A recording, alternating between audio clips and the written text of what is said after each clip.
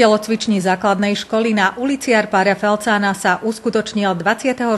novembra už 10. ročník stolnotenisového turnaja jednotlivcov Peterská loptička.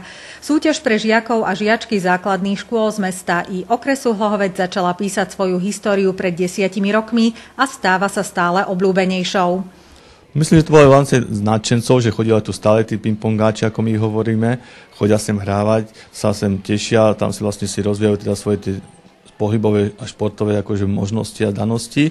No a je to aj také, že aj o tej zapálenosti išlo. Začali sa to deťom páčiť, začali získavať nejaké tie úspechy, pribudalo ich viacej, vytvorili sme rôzne zaujímavé krúžky, čo sa týka stolného tenisu. Potom máme tu aj aprobovaných trénerov, ktorí začali ich potom učiť odborne, tak preto to aj možno tak týmto bolo a je to taký zaujímavý šport, ktorý keď nadchne niekoho, tak ho to dlho vydrží.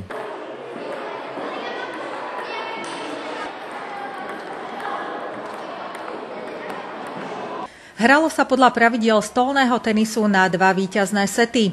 Z 35 hráčov v 4 kategóriách sa medzi najlepších prebojovali a nakoniec víťazili v kategórii mladší žiaci Pavol Náhlik z 3. základnej školy, v kategórii mladšie žiačky Jana Melišová z 3. základnej školy, v kategórii starší žiaci Jozef Šantavý zo základnej školy v Leopoldove a v kategórii staršie žiačky Kristýna Mesková z 3. základnej školy v Hlohovci.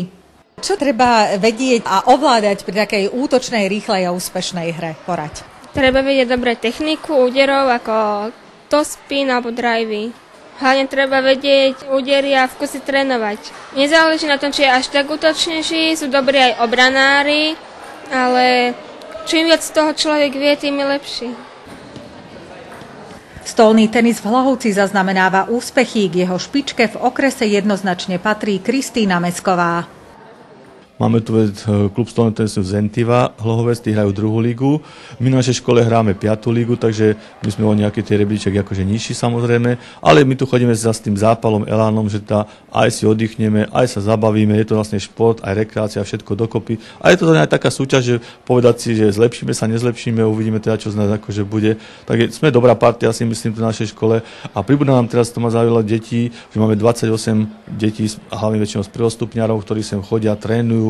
Majú radi pani trénerku, ktorá ich trénuje, teraz si zháňajú rakety, lobdičky, súťažia medzi sebou. A je to také zaujímavé, chodia napríklad aj po večeroch, koľko razy máme raz do týždňa od 6. do 8. to je v útorok a v piatok od 2. do 4. majú ten tréning, ktorý ich teda veľmi zaujal. A po sobotách chodia hravať závodne v rámci za tú 2. žiackú ligu. A chcú sa dostať do toho hlavného tímu, ja by som takto povedal, lebo tam chodia súťažiať len traja, no ale musia si vybojovať to svoje postavenie, aby tam mohli akože reprezentovať aj našu školu, aj región, keď sa to vlastne zoberie.